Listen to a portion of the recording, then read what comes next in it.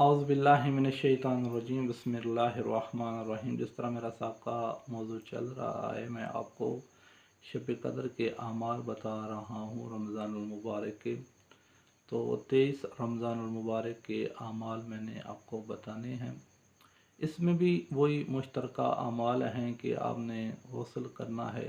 गुस्ल करने के बाद 2 रकात नमाज़ पढ़नी शब कदर कुर्बतन इलल्लाह।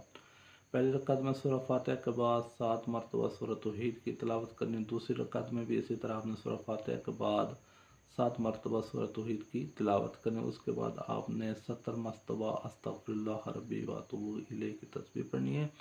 जैसे कि रसूल पाक सल्लल्लाहु अलैहि वसल्लम फरमाते हैं कि जो शख्स भी ये तस्बीह पढ़ेगा शब कदर की आमाल करने के बाद वो अपनी जगह से अभी नहीं उठेगा तो अल्लाह उसके वालिदैन के गुनाह माफ़ कर देगा।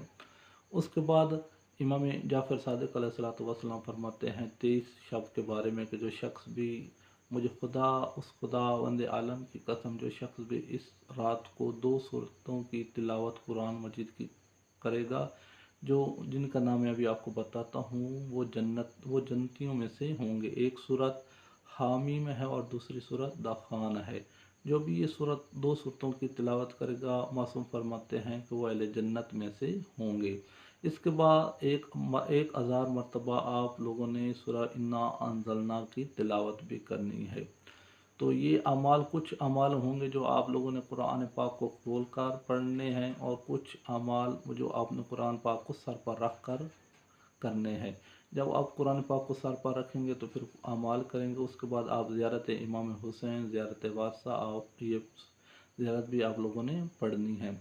इसके बाद जब ये आप कर लेंगे तो आपको शब बेदारी करनी होगी, आपको सारी रात जागना होगा।